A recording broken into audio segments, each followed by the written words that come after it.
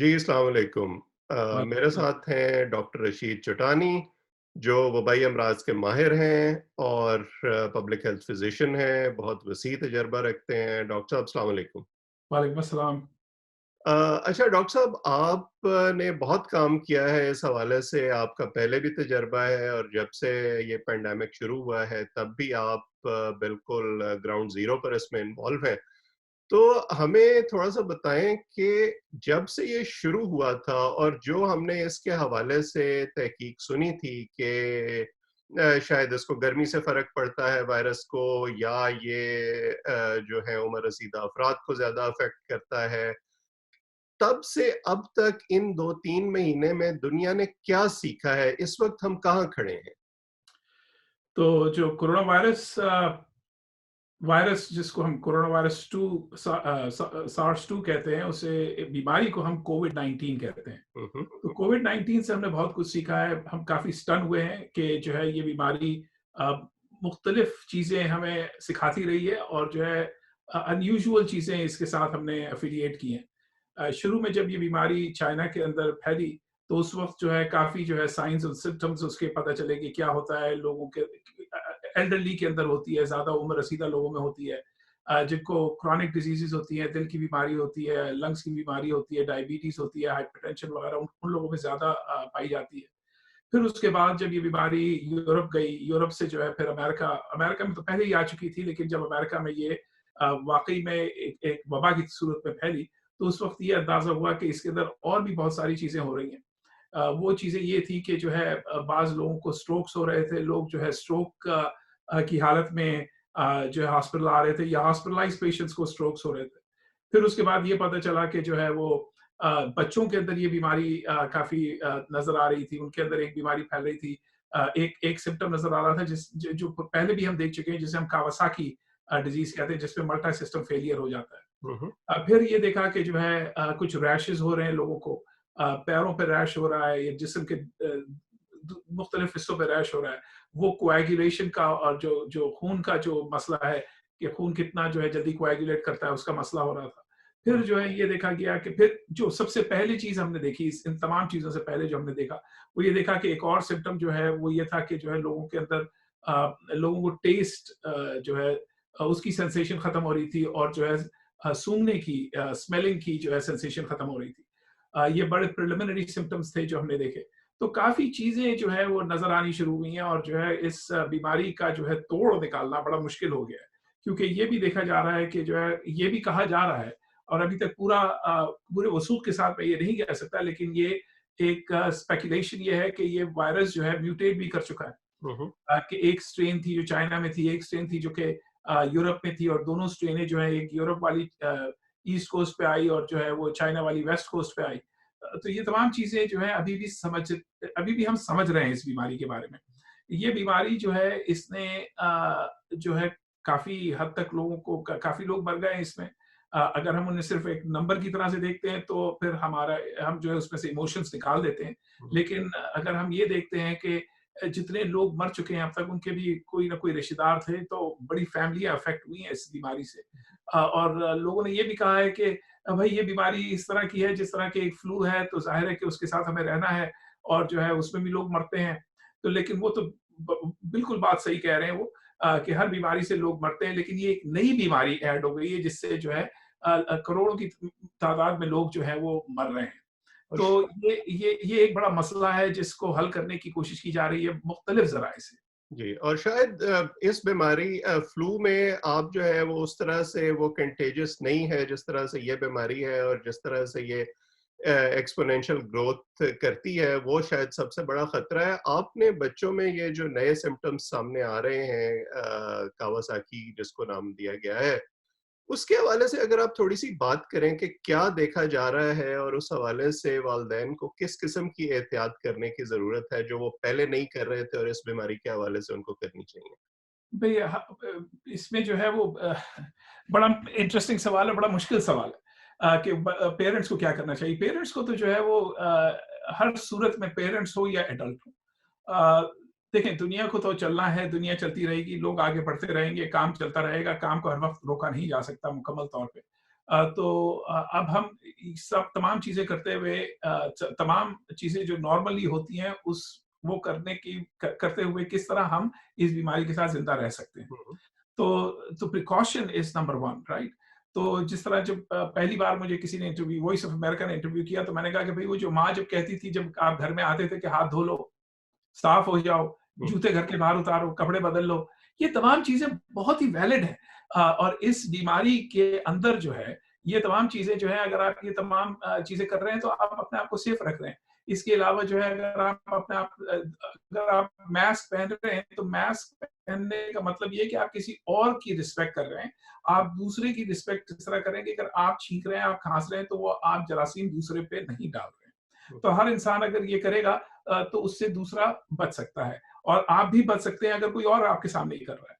तो हुँ, बच्चों के साथ भी यही करना है कि जो है उनको प्रिकॉशंस बहुत ज़रूरी है, सफाई बहुत ज़रूरी है। अब अगर आप देखा जाए तो इस्लाम के अंदर सफाई निस्फ़ ईमान कहलाती है। तो सफाई से जो है बहुत फ़ायदा है। इसके अलावा जो है अगर आप ये सोचें कि आप जो हमारे रिलिजियस अ अ, प्रोसेसेस हैं जिस तरह 5 वक़्त नमाज़ पढ़ना, तो 5 वक़्त वुज़ू कर रहे हैं। हुँ, हुँ। तो cleansing is a very, very, very important factor. तो इससे जो है बहुत आपको जो है वो फ़ायदा हो सकता है।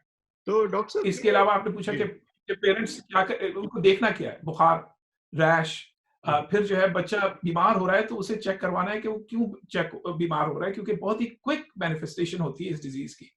और जो है उससे काफ़ी मल्टी सिस्टम फेलियर होने का इम्कान है, बहुत कम बच्चों में होती है। यानी it's a rare rare thing but it does happen. ठीक है। तो डॉक्टर साहब ये बच्चों में इस नई बीमारी के हवाले से जो फर्टिलिटी रेट है, वो कितना है अभी तक जो सामने आया है? क्या वो उतना ही है जितना एडल्ट्स में कोविड-19 की वजह से था? नहीं, बिल्कुल नहीं। बहुत कम कम रेट है, बहुत ही माइनर प्रॉब्लम है but it is a problem. तो ये कि मेरी नज़र में तो ये है कि as a public health professional जो है एक और एज़ अ फिजिशियन हुँ, एक इंसान अगर ज़्यादा मर जाता है, कोई कोई भी मौत होती है तो वो मेरे लिए बहुत बड़ी चीज़ है। तो मैं तो हर मौत को बचाने की कोशिश करता हूँ। ज़िंदगी और मौत अल्लाह के हाथ में है, लेकिन हमारा काम ये है कि हम पूरी कोशिश कर सकें कि जो है किस तरह जो है हम प्रिवेंशन करें, किस तरह हम जो है उसका इलाज करें। इस वक़्त कोई इलाज नहीं है इस बीमारी का, which is the unfortunate part. इस वक़्त जो है बड़ी मुश्किल में है दुनिया जब तक वैक्सीन नहीं आता है, जब तक कोई अच्छा ड्रग इसके लिए जाती है तो बाय द वे इस वक़्त पाकिस्तान की नज़र से एक बड़ी इंटरेस्टिंग सिचुएशन हुई है। वो ये कि गिलियड ने एक ड्रग बनाया है जो कि इंटेंसिव केयर यूनिट के अंदर काफ़ी इफ़ेक्टिव होता है और हुँ, वो आईवी एडमिनिस्ट्रेशन होती है उसकी। इस वक़्त जो है उन्होंने चूँकि गिलियड की पार्टनरशिप है फिरोज़संस के साथ पाकिस्तान में, तो वहाँ पर भी जो अब वहाँ पर भी ये जो ड्रग है ये बनाया जाएगा ताकि जो है वहाँ पर लोग जो इंटेंसिव केयर यूनिट में हैं उनकी जान बचाई जा सके। तो डॉक्टर साहब इस नई जो दवाई है इसके हवाले से बड़ी उम्मीद ज़ाहिर की जा रही है। आपके हमें अगर आप थोड़ा-सा बताएँ कि क्या ये क्लिनिकल ट्रायल्स जो हैं इसके मुकम्मल हो चुके हैं? क्या अब जब इसकी प्रोडक्शन शुरू होगी हम ये कह सकते हैं कि एक इलाज ढूँढ लिया गया है और वो मौसर होगा और वो लोगों को एक मास लेवल पर अवेलेबल हो सकेगा? नहीं, मास लेवल पे कोई चीज़ अवेलेबल नहीं हो सकेगी। रेमडेसिविर जो है वो एक आईवी ड्रग है जो कि सिर्फ़ और सिर्फ़ इंटेंसिव केयर यूनिट के अंदर एडमिनिस्टर की जा सकती है, क्रिटिकली इल पेशेंट्स के लिए। अभी भी मुकम्मल क्लिनिकल ट्रायल्स इसके हुए नहीं है, लेकिन जो है क्लिनिकल सेटिंग के अंदर in hospital setting sorry hmm, hospital setting के अंदर आईवी तौर पे ये कामयाब हुई है। ये दवाई जो है ना पिल की सूरत में आई है, ना किसी और सूरत में। ठीक है। तो इस वक़्त काम ये हो रहा है कि क्या आया ये दवाई एक पिल की सूरत में आ सकती है या कोई और दवाई पिल की सूरत में आ सकती है या फिर जो है इंट्रानेज़ल स्प्रे की सूरत में आ सके। तो फिर जो है ये दवा जो है वो मैस तरीके से लोगों के अंदर डिसेमिनेट की जा सकती है और लोग इस्तेमाल कर सकते हैं। इस वक़्त ऐसी कोई सूरत-ए-हाल नहीं है। इस वक़्त जो सूरत-ए-हाल ये है कि कोई दवाई नहीं, सो आम इंसान के लिए जो मैसेज हैं उनके लिए कोई भी दवाई इस वक़्त मौजूद नहीं है, ना वैक्सीन मौजूद है। तो इस वजह से जो है जो जो इम्पोर्टेंट चीज़ है वो ये कि जो है प्रिकॉशन की जाए और हुकूमत की ज़िम्मेदारी ये होती है कि वो एक प्रोसेस करे जिसे मैं ट्रिपल टी प्रोसेस कहता हूँ। हुँ, हुँ, जिसे कहते हैं testing, tracking and then tracing. हुँ, हुँ। तो testing is very, very important कि आपको ये पता चल सके कि आप टेस्ट करें तो आपको ये पता चले कि बेसलाइन क्या है बीमारी की, आपकी पॉपुलेशन के अंदर कितने लोग इन्फेक्टेड हैं। क्योंकि आपको ये भी पता है और सबको पता है कि 80% से ज़्यादा लोगों के अंदर कोई भी जो है वो सिम्पटम नहीं होता। बिल्कुल। उनको किसी कहीं हॉस्पिटल में डॉक्टर के पास जाने की ज़रूरत नहीं पड़ती। लेकिन वो भी इन्फेक्शियस होते हैं, यानी कि वो बीमारी फैला रहे हैं। तो अगर आपको ये पता चलता है कि कौन इन्फेक्शियस है, तो फिर आप उसे क्वारंटीन करते हैं, क्योंकि आपको ये भी पता है कि तकरीबन 14 से 16 दिन के अंदर जो है ये बीमारी जो है जब इंसान को लगती है तो वो खत्म हो जाती है, इंसान के अंदर एंटीबॉडीज डेवलप हो जाते हैं ताकि वो उससे फाइट कर सके और फिर ये बीमारी इन्फेक्शियस नहीं रहती। तो ये एक बहुत ही इंपॉर्टेंट चीज़ है जो की जा सकती है। फिर उसके बाद जो है आप करते हैं ट्रेसिंग। आप ट्रेसिंग ये करते हैं जो आपका सर्वेलेंस सिस्टम है, और पाकिस्तान के अंदर जो है वो between 2000 2005 I was involved from Hopkins to set up एक सिस्टम सेट किया था हमने जिसे कहते हैं एपिडेमिक इन्वेस्टिगेशन सेल, और जो है डिजीज अर्ली वार्निंग सिस्टम। हुँ, हुँ। तो वो सिस्टम अभी भी चल रहा है वहाँ पे और बहुत आगे बढ़ चुका है, तो वो उसके ऊपर और काम किया जा सकता है। उससे जो है आप ट्रैक कर सकते हैं कि बीमारी कहाँ पर है और किन इलाकों में, ताकि वहाँ पर आप सीरियस इंटरवेंशन करें, क्योंकि आपको आउटब्रेक्स डिफरेंट जगह पे पता करनी होती है कि कहाँ पर आग लग रही है, तो वहाँ पर जाके आप आग बुझाएंगे। इसीलिए फायर स्टेशन आपके पास होता है कि आप जो है वो बैठा हुआ होता है वहाँ पे, ये इंतजार में कि कहीं आग खुदा ना खास्ता लगे तो फिर हम जाके उसे आग को बुझा सकें। इसी तरह जो है एपिडेमिक इन्वेस्टिगेशन सेल जो है उसका भी काम कुछ इसी तरह का है कि जब भी कहीं पर भी आउटब्रेक हो तो वहां पर जाके उसके लिए इंटरवेंशन कर सके। फिर उसके बाद जो है आपको उसकी ट्रेसिंग करनी होती है। ये देखना होता है कि एक इंसान जो पॉजिटिव आ गया और पता चल गया कि आप कोविड पॉजिटिव है, तो उसका कितने लोगों के साथ इंटरेक्शन हुआ है, उन लोगों के अंदर कोई सिम्टम डेवलप हुए हैं कि नहीं हुए, उनको फॉलो अप करना होता है। तो ये तमाम चीजें एक साथ करनी होती हैं, और फिर जाहिर है कि अगर कोई इंसान एक कोविड पॉजिटिव इंडिविजुअल के साथ एक्सपोजर उसका हुआ है तो उसको आइसोलेट करना पड़ता है ताकि वो बीमारी आगे ना फैलाए। क्योंकि अगर आप ये सोचें कि अगर आपको अगर मुझे खुदा ना खास्ता ये बीमारी लगी है, ठीक है, अब मैं जो है अगर बाहर निकल रहा हूँ और मुझे कोई सिम्टम नहीं है, मैं बिल्कुल एसिम्प्टोमेटिक हूँ और मैं बाहर निकल रहा हूँ, तो मैं कम से कम 3 लोगों को दिन में ये बीमारी दे सकता बिल्कुल, हूँ। अगर मुझे पता चल जाए कि मुझे ये बीमारी है और मैं एसिम्प्टोमेटिक हूँ और मैं 14 दिन तक घर से काम करूँ, तो ये बीमारी मैं फिर 3 लोगों को रोज़ाना नहीं दूँगा। बिल्कुल। तो आपका जो नंबर जो है इन टर्म्स ऑफ आप जिस तरह इसकी एक्सपोनेंशियल ग्रोथ देख रहे हैं, वो एक्सपोनेंशियल ग्रोथ जो है, वो रुक सकती है। तो डॉक्टर साहब ये जो अभी आपने आखिर में बात की कि एक दफ़ा जब आप वायरस स्प्रेड करना बंद कर दें तो फिर ख़तरा कम हो जाता है। हमने चाइना से और यूरोप के कुछ मुल्कों से ऐसी ख़बरें भी सुनी कि जो लोग एक दफ़ा नेगेटिव टेस्ट हो गए थे, उनमें दोबारा जो है वायरस के आसार नज़र आने शुरू हो गए हैं। तो इस हवाले से किस किस्म का ख़तरा आपके ख़्याल में मौजूद है? देखें बिल्कुल सही बात है, और ये नहीं हुआ कि तमाम जितने भी लोग थे जो कि पॉजिटिव थे, वो फिर दोबारा से पॉजिटिव, उनमें से कुछ लोग हुए। हुँ, हुँ। तो अभी तक हमें ये नहीं पता कि ये वायरस इम्यूनिटी कितने अरसे तक, आपकी बॉडी के अंदर इम्यूनिटी कितने अरसे तक रहती है इस वायरस के खिलाफ। हुँ, हुँ। ये भी अभी इन्वेस्टिगेशंस हो रही हैं, लेकिन ये ज़रूर है कि कुछ लोग ऐसे हैं कि जिनको दोबारा से ये बीमारी लगी।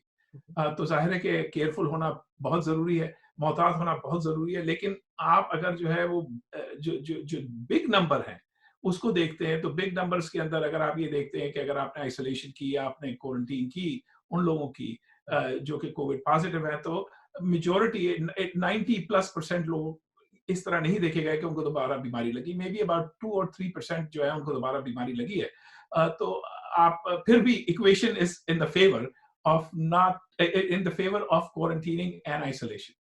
ठीक है, मैं वापस जाऊँगा गिलियड और फिरोज़सन्स जो अभी दवाई डेवलप कर रहे हैं। बहरहाल क्रिटिकली इल पेशेंट्स के लिए भी एक उम्मीद की सूरत तो निकली है। आपके ख़्याल में कितने अरसे में ये दवाई उन लोगों को अवेलेबल हो जाएगी? और उसके साथ-साथ जो वैक्सीन डेवलप करने की कोशिशें हो रही हैं, उसकी टाइमलाइन के बारे में भी अगर आप बात कर सकें कि कितने अरसे तक दुनिया को इंतज़ार करना होगा और मौजूदा सूरत-ए-हाल के साथ जो है वो निपटना होगा?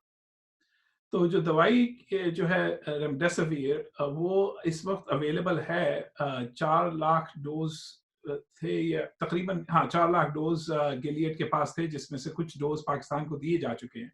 हुँ, हुँ।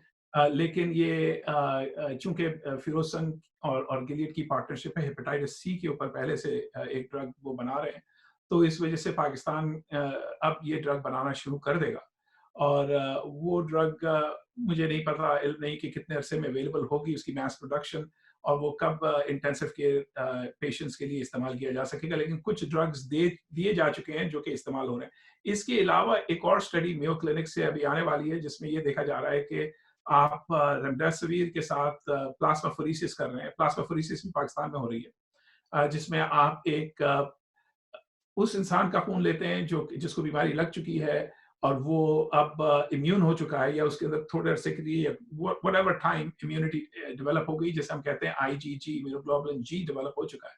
उसमें से आप ब्लड लेते हैं, उसका सीरम निकालते हैं, उस सीरम के अंदर वो एंटीबॉडीज होते हैं जो इस बीमारी को फाइट कर सकते हैं। तो वो भी जो है इंटेंसिव केयर यूनिट पेशेंट्स को दी जा सकती है और दी जा रही है पाकिस्तान में, ताकि उनकी जान बचाई जा सके।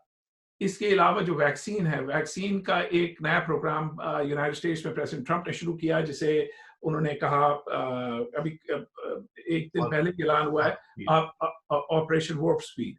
ऑपरेशन वार्प स्पीड के तहत उन्होंने कहा कि हम इस साल के आखिर तक जो है millions of doses of vaccine दुनिया के लिए अवेलेबल कर देंगे।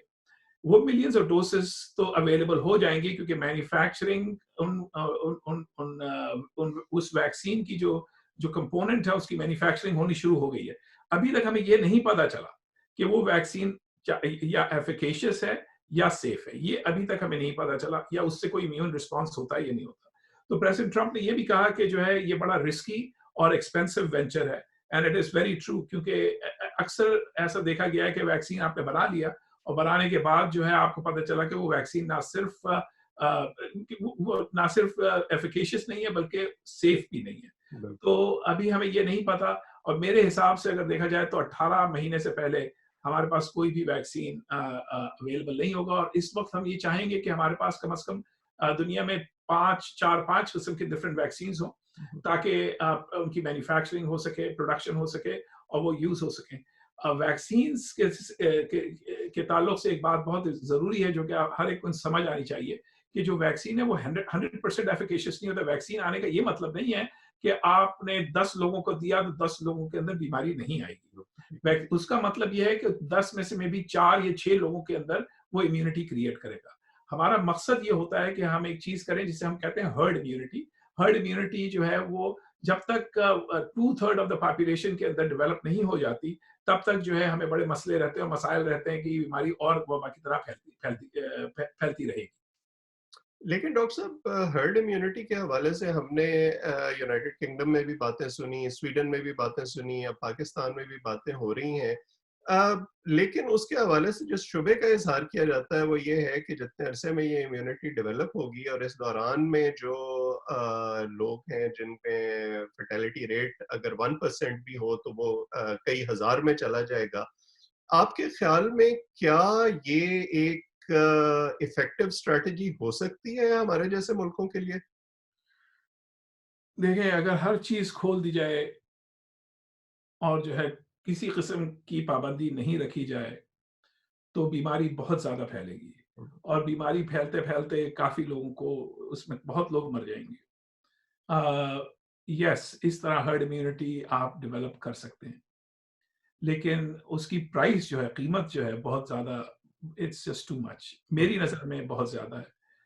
तो इस वक्त जो है इकानमीज को स्टार्ट होना बहुत ज़रूरी है। तो मुझे कोई एतराज़ नहीं कि जो है इकानमियाँ स्टार्ट हों, मुझे कोई एतराज़ नहीं है कि जो है दुकानें खुलें, मगर मुझे सिर्फ इस चीज़ पे एतराज़ है कि जो है दुकानें जब खुल रही हैं और जो प्रोसेसेस वहाँ पर हो रहे हैं वो स्ट्रिंजेंट प्रोसेस, सख्त प्रोसेसेस नहीं है।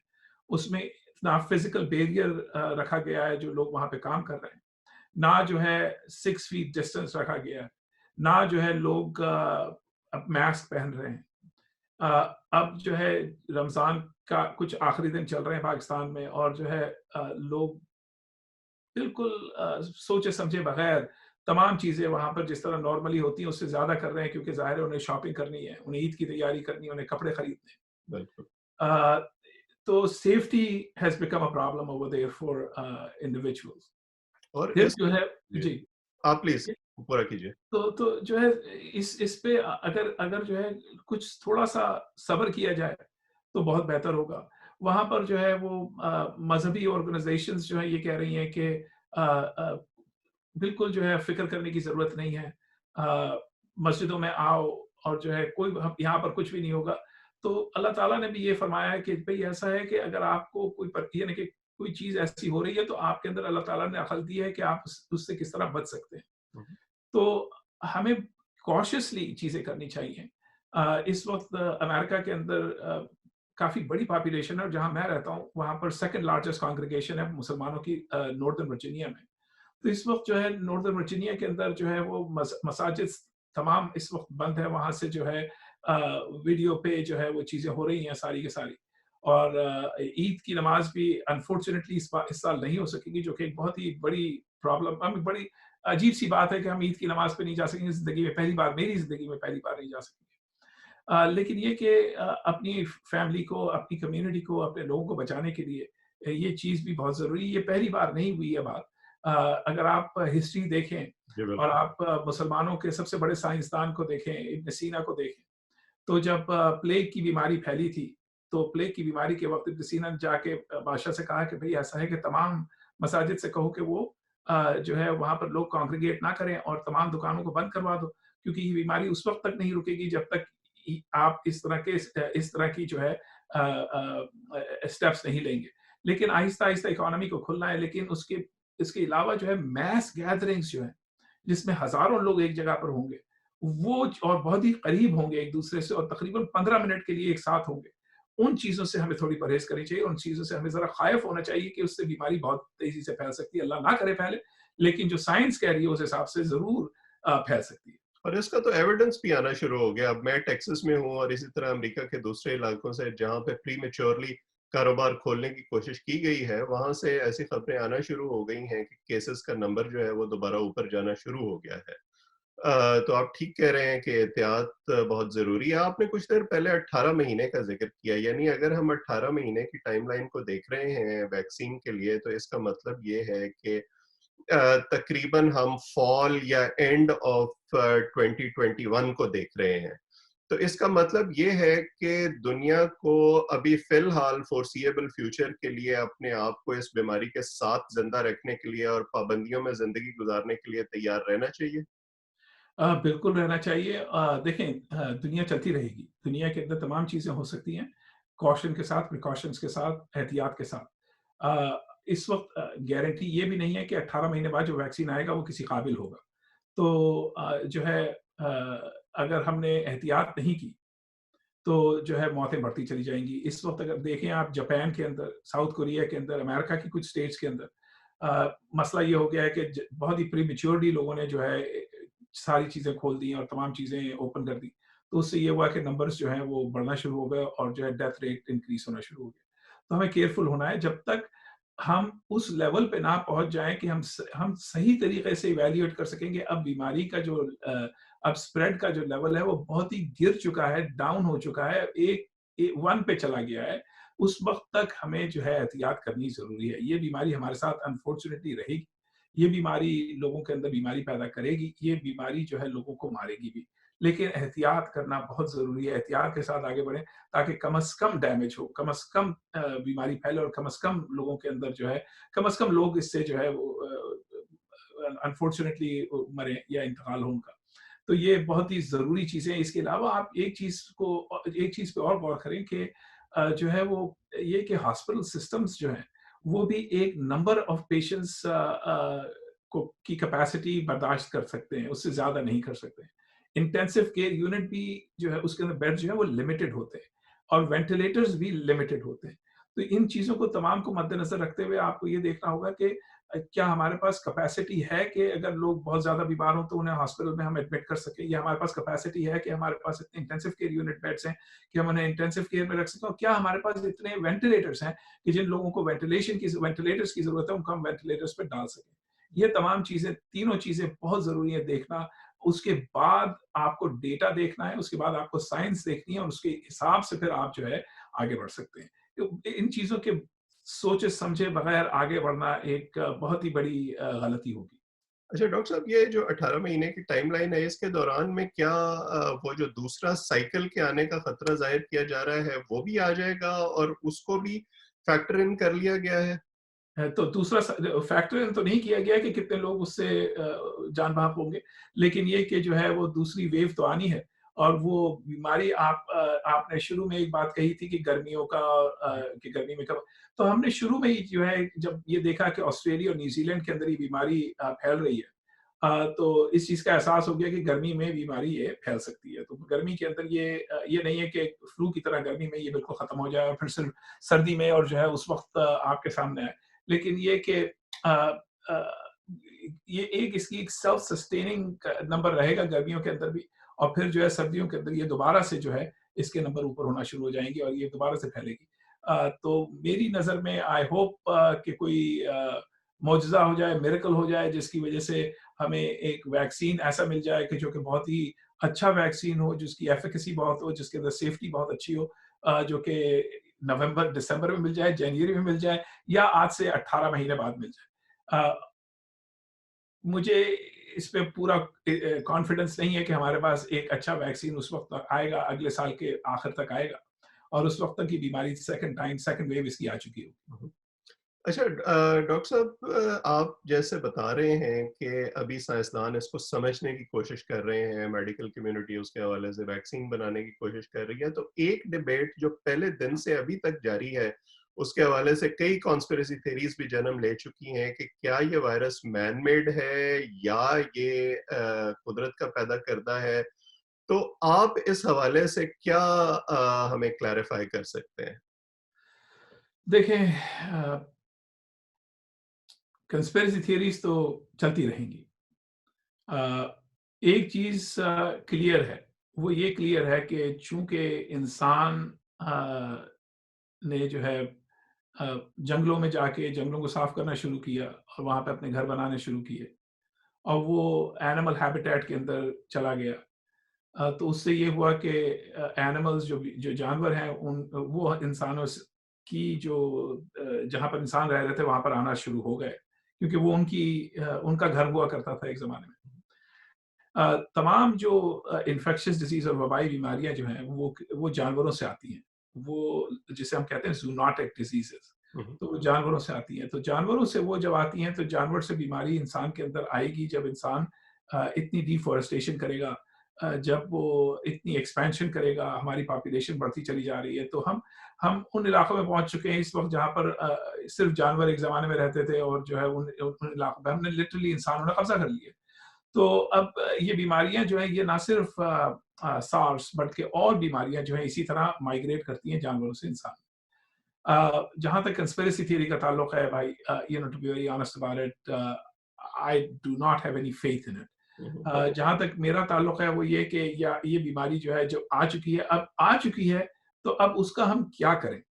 देखें, लोग ये कहते हैं कि लोगों ने गवर्नमेंट्स ने ये किया कि उन्होंने क्विक रिएक्शन नहीं लिया। जो है ये बीमारी जो है वो किसी ने बना के फेंकी है या ये एक बायो-टेररिज्म का एक्ट है। वेल, अगर कोई भी सिचुएशन है, मेरा काम सिर्फ ये है कि मैं किस तरह इंसान की ज़िंदगी को बचा सकूँ और जो है उसके लिए सॉल्यूशन ढूँढना ज़रूरी है। इस वक़्त काम जो करना है वो सॉल्यूशन ढूँढने पे है, बल्कि ये वक़्त ज़ाया करने की बात है कि इन दूसरी चीज़ों पे जो है गौर किया जाए। सॉल्यूशन ढूँढना है, सॉल्यूशन निकालना है कि किस तरह हम अपनी पॉपुलेशन को रेज़िलिएंट करें ताकि जो है वो इस किस्म की बीमारियों से डील कर सके। क्या इंटरवेंशंस हमें करनी चाहिए और हेल्थ डिपार्टमेंट के ऊपर हुकूमत, हर दुनिया की हर मुल्क की हुकूमत को कितना खर्च करना चाहिए। देखें, healthy population is a productive population. अगर जो है पॉपुलेशन हेल्थी नहीं होगी, तो उनकी प्रोडक्शन बहुत स्लो हो जाएगी, इकोनॉमी ऑटोमैटिकली गिर जाएगी। तो अगर आप चाहते हैं कि अगर आपका मुल्क तरक्की करे, तो हर हुकूमत को ये चाहिए कि वो जो है इन्वेस्ट करे हेल्थ के अंदर और काफ़ी हद तक इन्वेस्ट करे, इतना नहीं जितना कि कंट्रीज़ साउथ ईस्ट एशिया की कंट्रियाँ पाकिस्तान कर रहा है, उससे बहुत ज़्यादा करना पड़ेगा। तो आपको लगता है कि ये जो सूरत-ए-हाल डेवलप हुई है, इसकी वजह से कुछ कॉन्स्टिट्यूएंट्स में और अवाम में भी एक नई सोच पैदा हुई है और वो अपनी हुकूमतों को मजबूर करेंगे इस हवाले से? भाई देखिए, अमेरिका में तो किया जा रहा है। अमेरिका की हुकूमत ने जो है हेल्थ डिपार्टमेंट्स को बहुत ज़्यादा इमरजेंसी फंडिंग दी है इस वक़्त और वो देती रहेगी। इस वक़्त ये बहुत ज़रूरी है कि जो है हम देखें पाकिस्तान हो गया, हिंदुस्तान हो गया, दूसरे ममालिक करीब के हो गए, वो बहुत ज़्यादा खर्च करते हैं डिफेंस के ऊपर। अच्छी तरह आपको पता है, आपको नंबर ज़्यादा मुझसे पता होंगे। और आपको ये भी पता होगा कि हेल्थ के ऊपर जो है बहुत ही कम एजुकेशन और हेल्थ के ऊपर सबसे कम बजट इस्तेमाल किया जाता है। इस वक़्त ज़रूरत ये है कि आप अपनी हुकूमत जो हुकूमतें हैं वो एजुकेशन और हेल्थ के ऊपर ज़्यादा से ज़्यादा जो है बजट एलोकेट करें, ताकि उनको स्ट्रेंथन किया जा सके ताकि अ, अगर वबाई बीमारियाँ फैलती हैं तो उनको डील किया जा सकता है और आपकी पॉपुलेशन इतनी अच्छी तरह एजुकेटेड हो कि वो इन चीज़ों को समझ सके। तो ये दोनों चीज़ें हैंड इन हैंड जाती हैं। अगर आपके पास एक पॉपुलेशन है कि जो कि इलिटरेट पॉपुलेशन है और जो समझ नहीं सकती कि इन चीज़ों की रैमिफिकेशन क्या आ सकती है, इनका नतीजा क्या निकल सकता है इन चीज़ों की, इन बीमारियों के फैलने का, तो फिर वो इस चीज़ पे गौर नहीं करेगी कि क्या हो रहा है, क्या नहीं हो रहा है। वहाँ पर लोग जो है अपने झोंपड़ियों के अंदर अपने छोटे-छोटे घरों में जहाँ पर उनके पास एजुकेशन नहीं है, वहाँ पर जो है बीमार होंगे और वो मर जाएँगे और हम ये कहेंगे कि भई अल्लाह ताला की मर्ज़ी थी कि अल्लाह ताला ने उसे ऊपर उठा लिया। उसका कोई डेटा नहीं है, कोई स्टैटिस्टिक्स नहीं है कि वहाँ पे कितने लोग मर रहे हैं और कितने लोग बीमार हो रहे हैं। तो जब तक हमें ये तमाम चीज़ों का इल्म नहीं होगा, हमारी हमारी पॉपुलेशन हेल्थी नहीं हो सकती। हमारी पॉपुलेशन को हेल्थी होना ज़रूरी है। Healthy population is good for a nation, क्योंकि वो जो है ज़्यादा प्रोडक्टिव होगी और ज़्यादा तरक्की मुल्क करेगा उसकी वजह से। ठीक है। अच्छा डॉक्टर साहब, एक चीज़ जो मैं आपसे पूछना चाहता हूँ वो है, क्योंकि अब मेरा एकेडेमिया से ताल्लुक़ है, उसके अब फ़ॉल में जब समर के बाद स्कूल खुलेंगे तो तमाम वालिदैन भी ये सोच रहे हैं, एकेडमिक कम्युनिटी भी ये सोच रही है कि क्या तालीमी इदारे इस पोज़ीशन में होंगे कि वो दोबारा खुल सकें, फ़ेस टू फ़ेस क्लासेस हो सकें। आप बतौर एक माहिर के इस हवाले से क्या समझते हैं? आपको क्या फ़ीज़िबल नज़र आता है? देखिए भई, मेरे भी 6 बच्चे हैं। और जो है एक उनमें से जो है वो अब अल्हम्दुलिल्लाह टीचर है, हुँ, हुँ। हाई स्कूल के अंदर टीच करती है। बाकी बच्चे जो हैं काम करते हैं, कुछ जो है कॉलेजेस जाने वाले हैं पढ़ने के लिए, कुछ हाई स्कूल में हैं, कुछ एलिमेंट्री स्कूल में। तो अब हम भी ये सोचते हैं कि आखिर उनका क्या होगा, कैसे तालीम उनको दी जाएगी, किस तरह वो पढ़ेंगे। अ, बड़ा मुश्किल नज़र आ रहा है कि इस साल अमेर कुछ रियासतों में अमेरिका की जो है स्कूल्स कंप्लीटली ओपन हो जाएँ। हुँ, हुँ। जापान ने स्कूल्स ओपन कर दिए, कोरिया ने स्कूल्स ओपन कर दिए, लेकिन वहाँ पर पेरेंट्स ने अपने बच्चों को भेजना मौज़ू नहीं समझा। तो उनकी जो यानी कि उनकी जो एब्सेंटीज़्म रेट था वो बहुत हाई था। तो दुनिया जो है कुछ बदल चुकी है इस वक़्त। इस वक़्त एक बहुत ही ज़रूरी चीज़ जो कि हो चुकी है वो ये कि जो है online education has become the essential norm बिल्कुल। For a lot of people. अच्छा, ऑनलाइन एजुकेशन के अंदर कोई बुराई नहीं है, कोई बुरी चीज़ नहीं है। अब आप अगर पाकिस्तान को देखते हैं तो पाकिस्तान में कई ऐसे घर हैं जहाँ पर लोग अपने बच्चों की तालीम घर में करते हैं। इस वक़्त अमेरिका में कई ऐसे घर हैं जो कि ज़्यादातर पाकिस्तानी घर जो हैं, वो ऑनलाइन बच्चों को कुरान पढ़ाते हैं और वो बहुत अच्छा पढ़ते हैं कुरान। उसमें कोई I mean no doubt about it that they have done a tremendous job. ये ज़रूर है कि वो कॉलें बहुत करते हैं लेकिन लेकिन जो है काम बहुत अच्छा हो रहा है। तो आप ये देख रहे हैं कि ऑनलाइन एजुकेशन जो है वो सक्सेसफुल हो सकता है अगर सही तरीके से किया जाए।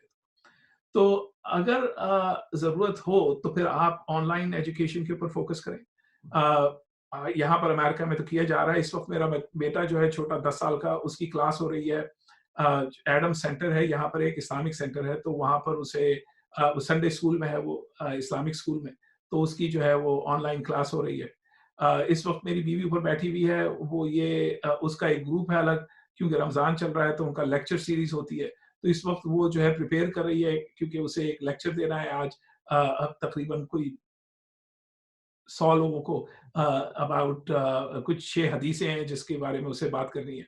तो जो लोग बाय द वे मेरी बीवी जो है उसे वो कभी भी ज़ूम पे नहीं गई थी इससे पहले। नाउ ड्यूरिंग ये जो रमज़ान आया इसके अंदर जो है now zoom is become normal for her. वो ज़ूम savvy हो चुकी है। तो बिल्कुल। ये तमाम चीज़ें ज़रूरी हैं कि इन तमाम चीज़ों पे गौर करना, इन तमाम चीज़ों को प्रोवाइड करना। इस वक़्त सूरत-ए-हाल ये होगी पाकिस्तान के अंदर कि अगर एजुकेशन शुरू हुई तो ज़ाहिर है कि बच्चों में बीमारी फैलेगी। अगर जो है वहाँ, और वहाँ पर ज़राए और रिसोर्सेज़ इतने नहीं हैं जितने यहाँ पर हैं। इस वक्त जो है हमारी स्कूलों ने यहाँ पर तमाम बच्चों को अपने अपने लैपटॉप्स दे दिए ताकि वो उन लैपटॉप्स के ऊपर जाके जो है वो अपनी क्लासेस ले सकें। यहाँ पर भी जो है कुछ ऐसे इलाके हैं जहाँ पर इंटरनेट बच्चों के पास अवेलेबल नहीं है, तो वो बच्चे सफ़र कर रहे हैं और इस वक्त ये कोशिश की जा रही है कि इंटरनेट अवेलेबल किया जा सके उन तमाम लोगों को कि जो गरीब हैं, सोशो इकोनॉमिकली अफोर्ड नहीं कर सकते इंटरनेट, ताकि उनके पास भी तालीम के ये ज़राए ओपन हो सके। अच्छा डॉक्टर साहब, आखिर में मैं थोड़ी-सी बात करना चाहूँगा बिकॉज़ आप एक यूनिक पोज़ीशन में हैं, आप अमेरिका में काम कर रहे हैं, तहकीक कर रहे हैं और पाकिस्तान की सूरत-ए-हाल पर भी आप नज़र रखते हैं। बहुत बात होती है इस हवाले से कि पाकिस्तान में केसेज़ की तादाद उतनी नहीं है जितनी अमेरिका में है या दूसरे मगरबी ममालिक में है। उसकी एक वजह तो ये समझ में आती है कि पाकिस्तान में उतनी ज़्यादा टेस्टिंग नहीं हुई। लेकिन साथ ही एक आर्गुमेंट ये दिया जाता है कि अगर टेस्टिंग ना भी हो, तब भी अगर उसकी वजह से अमवात उतनी हो रही हो, तो वो तो लोगों के सामने आ जाएँगी, उसको आप नहीं रोक सकते।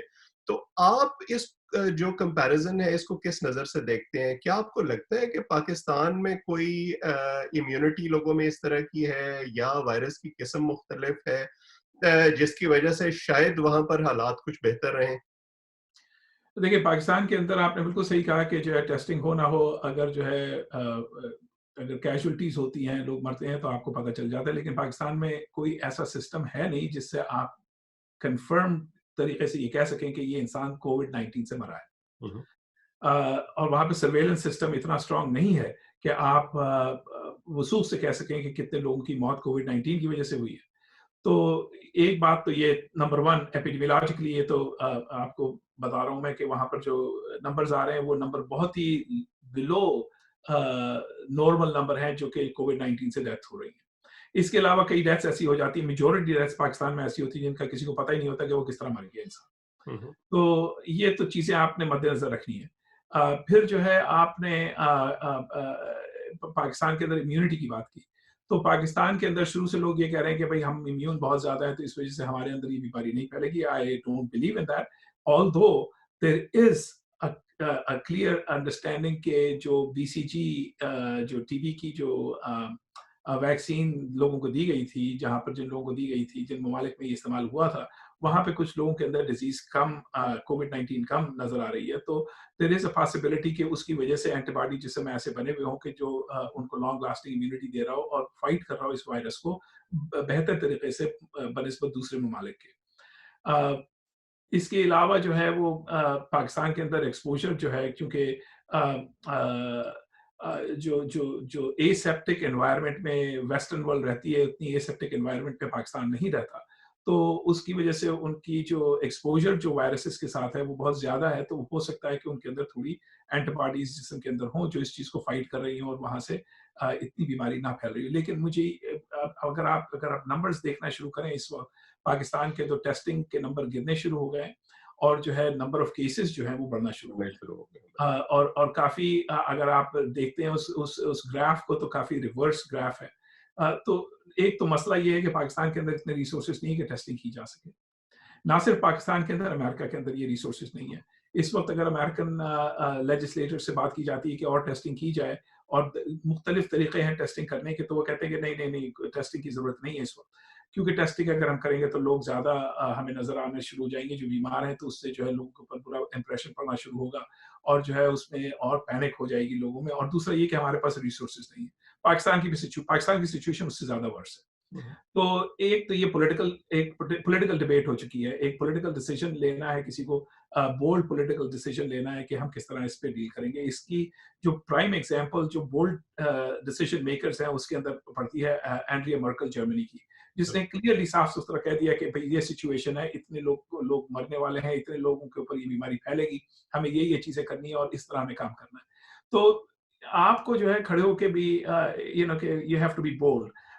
इस वक्त जो है सिचुएशन ये है कि जो भी दुनिया के अंदर पुतिन को देख लें आप, रशिया में उसने कहा कि हमारे यहाँ बीमारी नहीं है, अब खुद पुतिन को बीमारी लग चुकी है। बिल्कुल। व्हाइट हाउस को देख लें आप, व्हाइट हाउस के अंदर ट्रंप को बीमारी नहीं है, लेकिन जो है वहां पर काफी लोग क्वारंटीन हो चुके हैं। बिल्कुल। हमारे 3 टॉप साइंटिस्ट जो हैं इस वक्त जो है वो सेल्फ आइसोलेशन और क्वारंटीन के अंदर। तो ये बीमारी किसी को देख के नहीं आती, हर एक इंसान को लग सकती है। और ये बीमारी फैल रही है। और तो अब जो है ज़रूरी ये है कि हम इस बीमारी के साथ अपने आप से भी ऑनेस्ट हों और अपनी कौम से भी ऑनेस्ट हों कि सिचुएशन क्या है। और मुझे ये लग रहा है कि दुनिया में काफ़ी ममालिक ऐसे हैं जहाँ पे हम ऑनेस्टी से काम नहीं ले रहे हैं।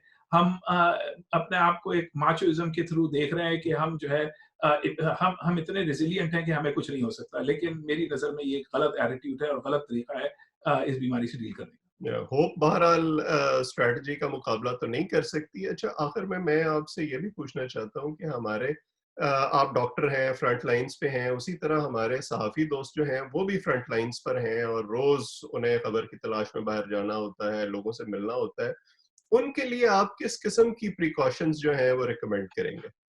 मैं देखें इस वक़्त तक तमाम सहाफ़ी जितने भी हैं, जितने लोगों से मैं बात करता हूँ और मैं हर हफ़्ते फॉक्स पे होता हूँ टू टॉक अबाउट कोविड-19। हमारी सारी की सारी मीटिंग्स इसी जगह से होती हैं जहाँ मैं बैठा हुआ हूँ, या फिर मेरी ऑफ़िस से होती हैं जहाँ मैं बैठा हुआ हूँ, या फिर जो है अगर मैं किसी और जगह, किसी और रियासत में गया हुआ हूँ, वहाँ से होती हैं। हुँ, हुँ। वो कहीं पर भी नहीं जा रहे, वो वहीं से जो है वो कम्युनिकेट कर रहे हैं जिस तरह आप कर रहे हैं। बाहर निकलना और जो है ज़ाहिर है कि कुछ कई जगहों पे सहाफ़ियों को जाना पड़ता है इंटरव्यू लेने के लिए लोगों के, जिस तरह व्हाइट हाउस है, कोई और गवर्नर है यूनाइटेड स्टेट्स में, या कोई काउंटी एग्जीक्यूटिव है। अगर वो लोग ओपन मीटिंग कर रहे हैं तो वहाँ पे जाना ज़रूरी है। तो आप वही प्रिकॉशंस करें, 6 फुट दूर रहें, मास्क पहन के जाएँ, हैंड सैनिटाइज़र यूज़ करें। तमाम वो प्रिकॉशंस करें जिसका जो है सीडीसी ने रिकमेंड किया है, जो आपको अच्छी तरह पता है। घर आएँ, तो घर आके जूते बाहर उतारें, घर आके सीधे जाएँ अपने बाथरूम में, जाके शावर लें, अपने कपड़े जो है वो लेके टॉवल के अंदर लपेट के वॉशर में डालें, और फिर साफ कपड़े पहन के अपनी फैमिली से जाके मिलें। ये रोज़ मैं करता हूँ। तो आप भी इसी तरह करें और इंशाल्लाह आप भी सेफ रहेंगे, लेकिन आपने सारी प्रिकॉशंस लेनी है। और अगर आपने मास गैदरिंग्स में जाना है, इंटरव्यू लेना है या कोई ऐसा करना है, तो फेस फेस मास्क की जगह अगर आपके पास N95 मास्क हो तो वो ज़्यादा बेहतर है। डॉक्टर साहब, अभी आप पॉलिटिकल डिसीजन मेकिंग की बात कर रहे थे। हुकूमतों में भी और अवाम में भी बार-बार जो है ये एक डिबेट होती है कि क्या अगर सब कुछ बंद कर दिया जाए तो उसकी इकोनॉमिक कॉस्ट ज़्यादा है, या अगर खोल दिया जाए तो उसकी जो कॉस्ट हमें केसेस की सूरत में सामने आएगी वो ज़्यादा है। आप इसको किस तरह से देखते हैं और कहाँ पे इसको रिकंसाइल किया जा सकता है? देखिए, अगर इकॉनमी पूरा टाइम बंद रही तो लोग भूख से मर जाएँगे। अगर जो है आपने बहुत जल्दी सब कुछ खोल दिया तो लोग बीमारी से मर जाएँगे। तो रिकंसिलिएशन होना बहुत ज़रूरी है। रिकंसिलिएशन इसी तरह हो सकती है कि आप अपनी जो है इकॉनमी को हल्के-हल्के, आहिस्ता-आहिस्ता, केयरफुली खोलें। वो तमाम तदाबीर करें ताकि बीमारी फैल ना सके। एम्प्लॉइज़ मास्क पहनें। एम्प्लॉइज़ जो कि फास्ट फूड रेस्टोरेंट में फॉर एग्ज़ाम्पल काम करते हैं, या डिफरेंट जगहों पे, ऐसी जगहों पे काम करते हैं जहाँ पे उनका क्लोज़ कॉन्टैक्ट होता है लोगों से, उसके दरमियान एक प्लास्टिक की शील्ड हो ताकि जो है आप एक दूसरे को इन्फेक्ट ना कर सकें। आप सोशल डिस्टेंसिंग रखें। आप अगर शॉपिंग पे जा रहे हैं या कुछ कर रहे हैं तो आप ये ना करें कि जमघट्टा बना के वहाँ चले जाएँ। आप अपने आप के 6 फीट अपार्ट का प्रिंसिपल जो है वो फॉलो करें। आप हाथ धोएँ, कई बार हाथ धोएँ दिन में, जिस तरह धोने की जिस तरह आपको बचपन से सिखाया गया है पाकिस्तान में, to be very honest about it, I mean to be very honest about it, ये पाकिस्तान के लिए तो खास करके एक कोई बड़ा मसला ही नहीं है, क्योंकि मुझे अच्छी तरह याद है मेरी माँ क्या कहती थी मुझसे, और वो अब भी यही कहेगी कि बेटा, और वो अपने ग्रैंड किड्स के साथ अभी भी यही कहती है पाकिस्तान में, बेटा जाओ हाथ धो के आओ, बाहर से आओ हाथ धो के आओ, मुंह धो के आओ, अपने आप को साफ करके आओ, कपड़े साफ पहनो, जूते बाहर उतार के आना, अंदर नहीं लाना। ये तमाम चीज़ें जो है अगर फ़ॉलो की जाएँ और केयरफुली सारी चीज़ें की जाएँ और सफाई का ख़्याल रखा जाए, सफाई का ख़्याल। मैं ये नहीं कह रहा हूँ कि आप अपने आप को जो है एसेप्टिक एनवायरनमेंट में रखें। मैं सिर्फ़ ये कह रहा हूँ कि आप सफाई का ख़्याल रखें, जो कि बहुत ज़रूरी है। तो आप ना सिर्फ़ कोविड-19 अपनी पॉपुलेशन से में मिनिमम कर सकते हैं, बल्कि और बहुत सारी बीमारियाँ हैं जो कि जिन पे आप काबू पा सकते हैं। बिल्कुल ठीक। और शायद लॉन्ग टर्म बेनिफिट्स के लिए शॉर्ट टर्म में थोड़े से सख्त इक़दाम करने पड़ेंगे। बिल्कुल आखिर में मैं ये चाहता हूँ कि आप एक टेक अवे हमारे देखने वालों को दें कि बतौर एक वबाई अमराज के माहिर के और एक साइंसदान के, आप क्या समझते हैं कि जहाँ से ये पैंडेमिक शुरू हुआ था, आज जहाँ आप खड़े हैं, क्या आप ज़्यादा पुरुमीद हैं और ज़्यादा पुरएतमाद हैं फ्यूचर को देखते हुए, या आपके ख़्याल में अभी भी आप थोड़े से सर्कमस्पेक्ट हैं? जिस तरह ये बीमारी चाइना से शुरू हुई, जिस तरह से ये बीमारी चाइना में ख़त्म होती हुई नज़र आई, उस वक़्त भी मैं ये कह रहा था कि ये बीमारी दुनिया में फैल जाएगी। हमारे एक बहुत अच्छे दोस्त हैं, यहीं पे रहते हैं करीब में मेरे, खुर्रम शहज़ाद, शायद आप जानते हैं उन्हें। कुछ दिन पहले खुर्रम शहज़ाद की कॉल आई, वो कहने लगे कि डॉक्टर साहब आपने तो मुझे फ़रवरी के शुरू में ये कह दिया था कि 2/3 of the population is going to get infected. हुँ, हुँ। मैं भी नहीं मान रहा था, कोई भी नहीं मान रहा था, ये वाक़ई में सच बात है।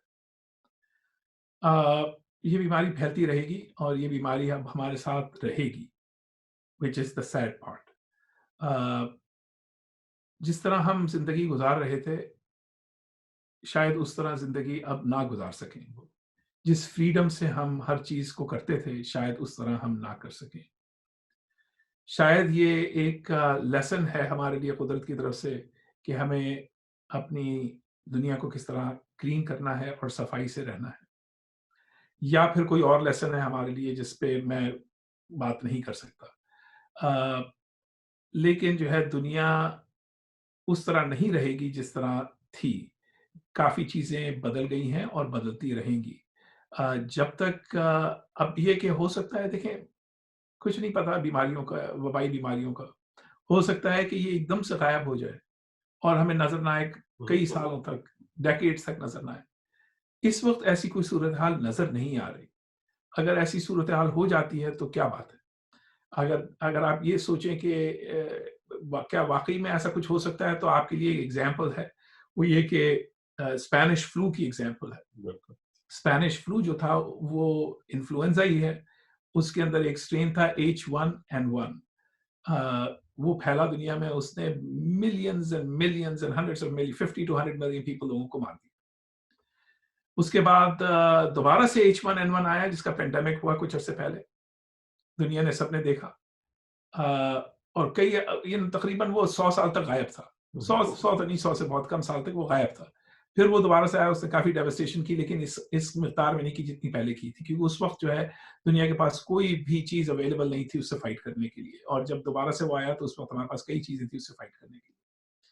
कोविड-19 जो है, जो कि सार्स कोरोना वायरस 2 जिसे हम कहते हैं, वो इस वजह से कहते हैं कि सार्स एक पहले आ चुकी है 2003 के अंदर और उसके बाद वो गायब हो गई। उसके बाद सार्स की एक और किस्म आई जिसे हम मर्स कोरोना वायरस कहते हैं, जो मिडल ईस्टर्न कोरोना वायरस भी कहा जिसे कहते हैं। वो आई, वो अभी तक उसमें काफ़ी बहुत हाई मोर्टेलिटी होती है, तकरीबन 40% लोग मर जाते हैं जो बीमारी लगती है, और वो हर साल आती है बहुत ही कम मिकदार में, बहुत ही नंबर्स उसके काफ़ी कम है, लेकिन वो पूरा साल उसकी सस्टेनेबिलिटी रहती है मिडल ईस्ट के अंदर। अब ये तीसरा एक स्ट्रेन जो है वो कोरोना वायरस का जिसने अटैक किया है दुनिया को, जिसने इस तरह अटैक किया है कि चूँकि मैं कहता हूँ वर्जिन पॉपुलेशन, उस वो पॉपुलेशन जिसने ये वायरस कभी देखा ही नहीं था, तो जब नहीं देखा था, तो उस वक़्त जब ये बीमारी आई तो उसने डेवास्टेशन कॉज़ कर दी। अब ज़ाहिर है कि काफ़ी लोगों ने ये वायरस देख लिया है, उनके जिस्मों ने इसे पहचान लिया है, तो सेकंड टाइम जब ये आएगी, तो हमारे अंदर मैकेनिज़्म ऑलरेडी वो वाला होगा कि हम अपने आप को इससे बचा सकें। हमारे अंदर एंटीबॉडीज़ होंगे, हमारी फ़ौज जिस्म के अंदर तैयार होगी इससे फ़ाइट करने के लिए।